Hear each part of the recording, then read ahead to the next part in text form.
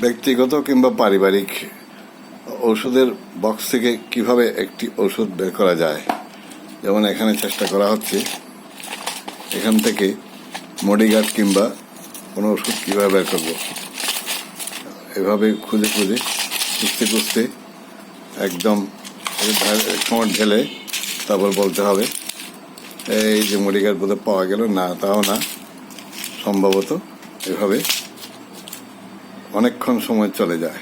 এরকম এর কি সমাধান? এর সমাধান হিসাবে একটি পরিবারে 2-4 জনের অনেক ওষুধ সময় ব্যবহার করতে হয়। বিভিন্ন ওষুধ ডাক্তার ও TC সেগুলো রাখতে হয়। সেগুলো বের করার জন্য যাদের সময় অপচয় না হয় তার জন্য একটি বিশেষ ব্যবস্থা এর পরবর্তী ভিডিওতে থাকছে।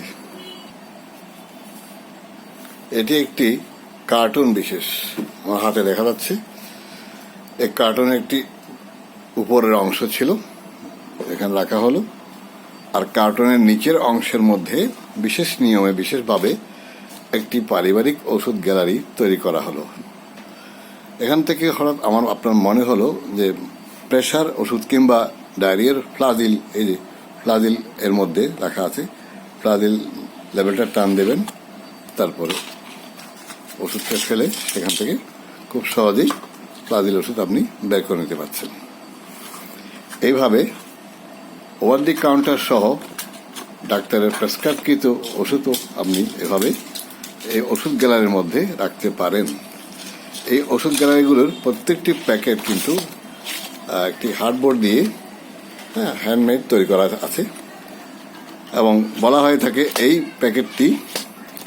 প্যাকেটগুলো একসময় ছিঁড়ে যেতে পারে, হয়তো আবার তৈরি করতে হতে পারে।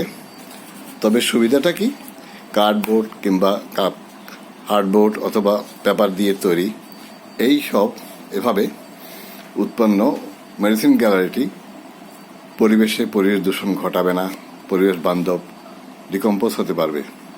তাই আমি আশা করছি পরবর্তী দিনগুলোতে পারিবারিক কিংবা এভাবে বৃহত্তর পারিবারিক কম্বাইন্ড ওষুধের গ্যালারি কাজ করার জন্য এভাবে রাখা আছে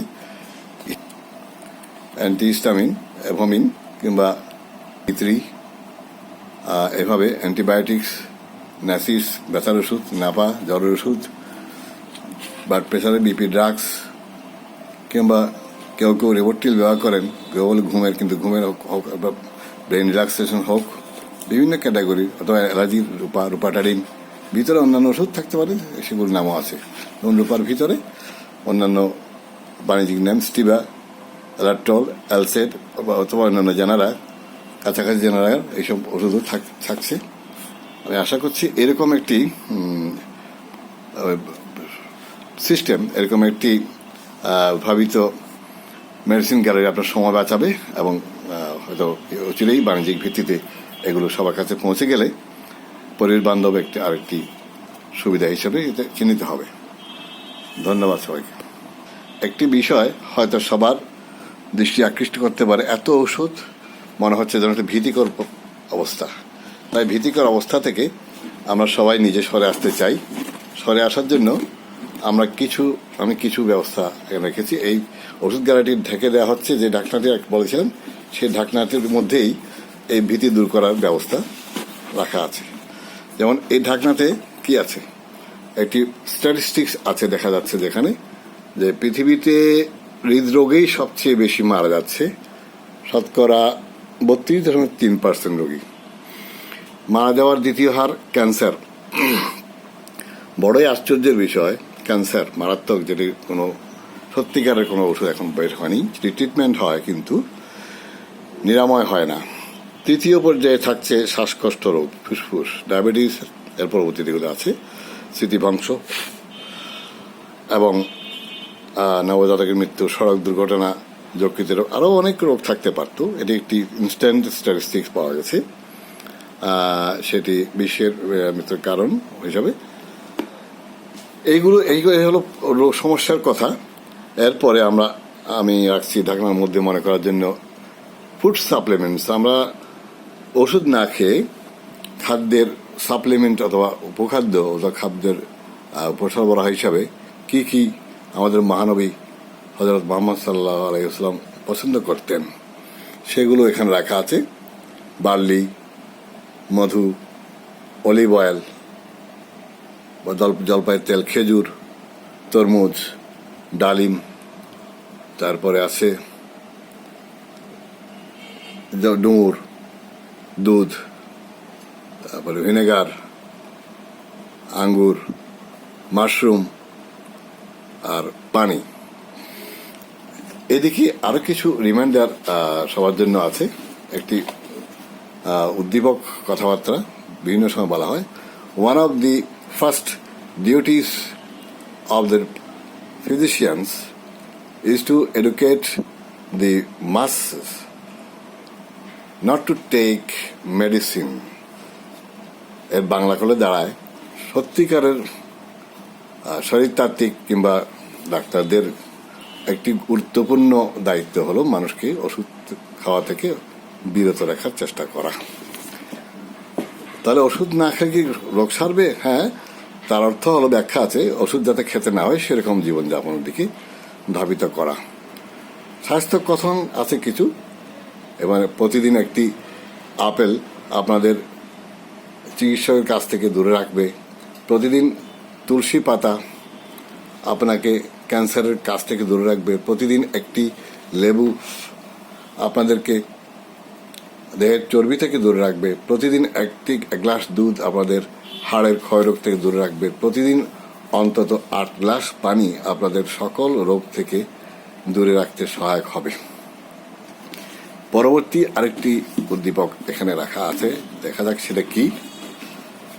দি food, most important, the food you eat can be either the safest and most powerful form of medicine, or the medicine, or the slowest form of poison, অথবা slowest form of poison.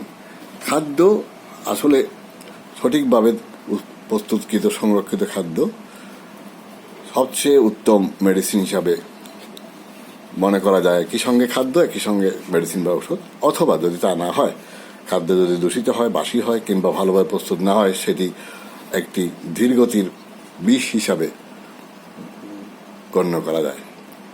And উইলমর, একজন বিখ্যাত বিজ্ঞানী, বিখ্যাত পণ্ডিতের উক্তি। এর একটি ভাষণও পাওয়া যায় ভারতের এক ভদ্রলোক, সম্ভবত টাটা, বলেছেন যে খাদ্যকে ওষুধ হিসেবে ব্যবহার করুন, অথবা এই কাজে ব্যর্থ হলে একসময় আপনাকে ওষুধকে এই খাদ্য হিসাবে ব্যবহার করতে হবে। অতএব এখানে আমাদের যে ধারণাটা সবার সঙ্গে শেয়ার করছি তা হলো ভালো খাদ্য তৈরি করা। আমরা একটি বিষয় আমরা পরিবারের সবাই এখন অনুসরণ করছি, আর্টফুল আর্ট।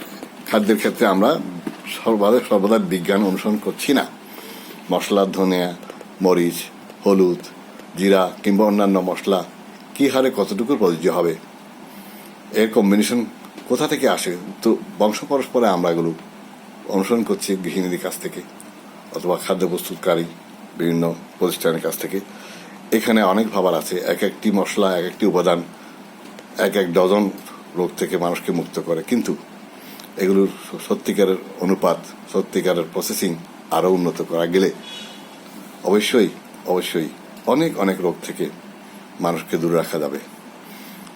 পরিশেষে একটি সবচেয়ে লেটেস্ট কথাটা বলছি, আরও কিছু স্বাস্থ্য কথন আসছে, আমরা পাবো, মিডিয়ায় পাবো, ফেসবুকে পাবো, পেয়ে থাকি, দেখে থাকি, আলোচনা করে থাকি, দেখে থাকি, হয়তো প্রতিক্রিয়া করি না।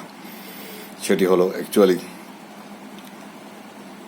মন ও শরীরের আন্তঃক্রিয়া। শরীর ভালো থাকলে মন ভালো থাকবে, আবার মন ভালো থাকলে শরীর ভালো থাকবে, ভাইস ভার্সা। শরীর খারাপ হলে মন খারাপ হতে বাধ্য, মন খারাপ থাকলে দীর্ঘদিন শরীরও খারাপ হতে বাধ্য।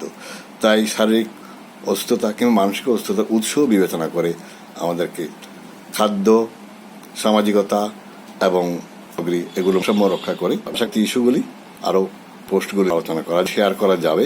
ব্যক্তিগতভাবে আমি একজন প্রবীণত্বের অন্তর্ভুক্ত নাগরিক হিসাবে সিনিয়র সিটিজেন বলা হয় বাংলাদেশে, তবে জেরিয়াট্রিক্স বা প্রবীণ স্বাস্থ্য বিজ্ঞান নিয়ে ভাবছি নিজের জন্য, সবার ধরুন আবার।